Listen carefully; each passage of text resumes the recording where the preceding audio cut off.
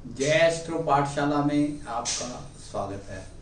हम वास्तु में golden rule के बारे में बात कर रहे हैं। अभी तक 8 पद विन्यास के बारे में बात कर चुके हैं कि उनमें गोल्डन रूल को कैसे लगाएंगे या कैसे पहचानेंगे, कौन सा रूल लगेगा, उसके बारे में आज 9वें पद की बात करेंगे।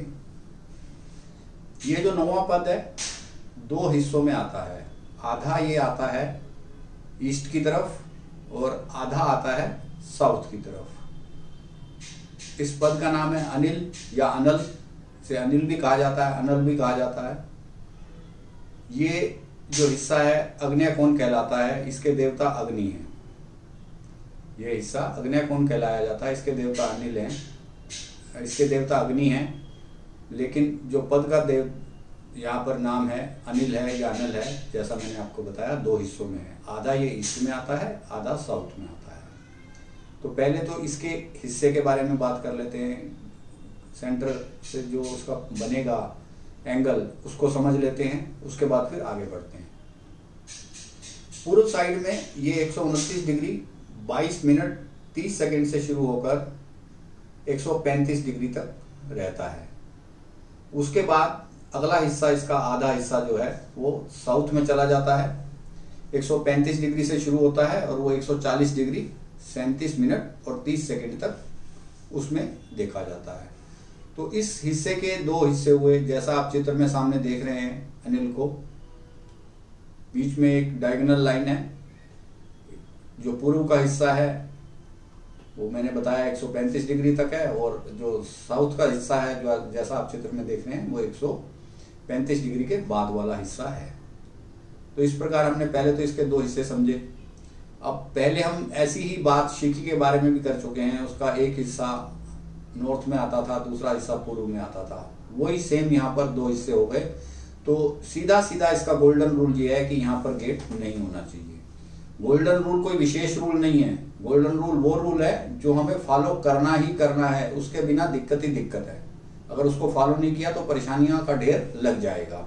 तो ये गोल्डन रूल हम मानेंगे, इसको लगाकर वहां देखना है कि ऐसा कुछ प्रयोग तो नहीं कर दिया हमने जिससे कि हमारा रूल खराब हो जाए, तो वो गोल्डन रूल नहीं कहलाएगा।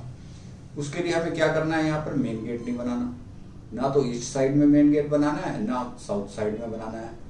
अगर ईस्ट दिशा में हमने मेन गेट बना दिया तो हमारी जो बड़ी संतान है, नर संतान, उसकी तरक्की में दुविधाएं आएंगी।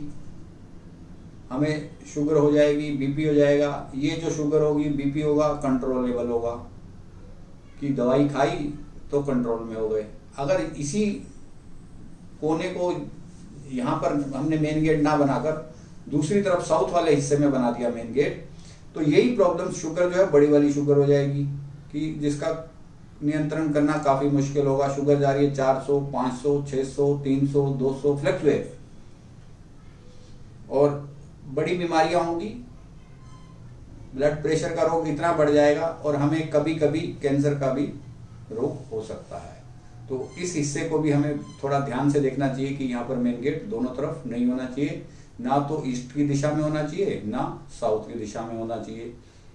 और यहाँ पर इसको अनिल कहा गया। अनिल का मतलब हवा है और इसके देव अग्नि है। तो अग्नि और हवा का आपस में मित्रता का रिश्ता है। अग्नि आदेश देती है हवा को, तो हवा जो हमारी ज्योत है ऊपर को उठती है, ऊर्ध्वगामी है। जो हमारी अग्नि है हमेशा ऊर्ध्वगामी है। अगर हम माचिस की तिल्ली जलाएंगे, ऐसे भी करेंगे, तब भी लो उसकी ऊपर जाएगी। अग्नि को हमेशा ऐसा ही रहना है, ऊंचा ही जाना है। तो अग्नि आदेश देती है वायु को। वायु और अग्नि आपस में मित्र है, तो उसके हिसाब से ये कार्य करते हैं।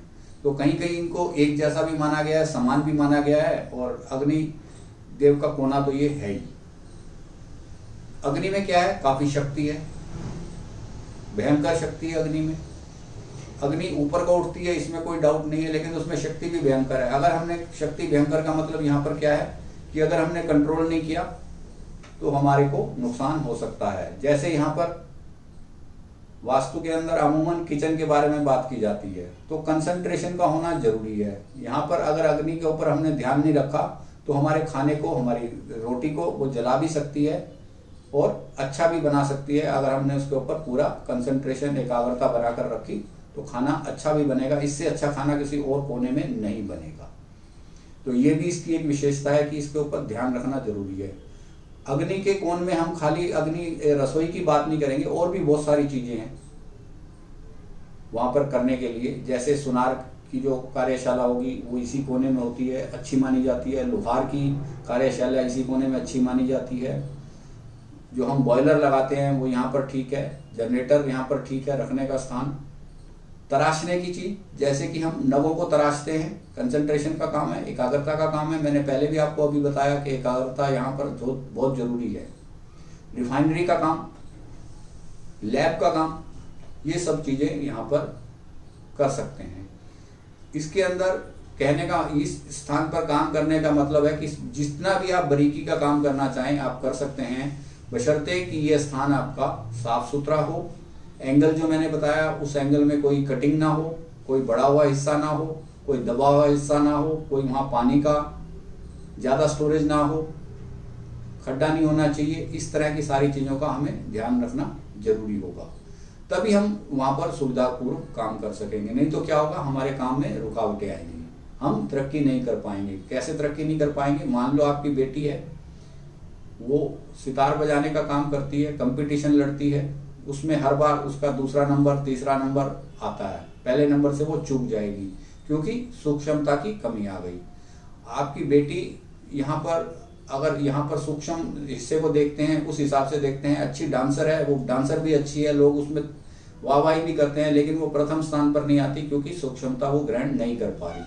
तो स्त्री संतान के लिए सूक्ष्मता पाने के लिए यह स्थान काफी साफ सुथरा होना चाहिए, एंगल में होना चाहिए। इसमें उसका स्लोप देख लेना चाहिए कि वास्तु के अनुसार उसके नियम लगने चाहिए। और मुख किस तरफ को करना है, जैसे मान लो हमने चूल्हे का मुख रखना है, तो हम चूल्हे को रसोई बनानी है तो हमारा मुख पूर्व की तरफ होना चाहिए।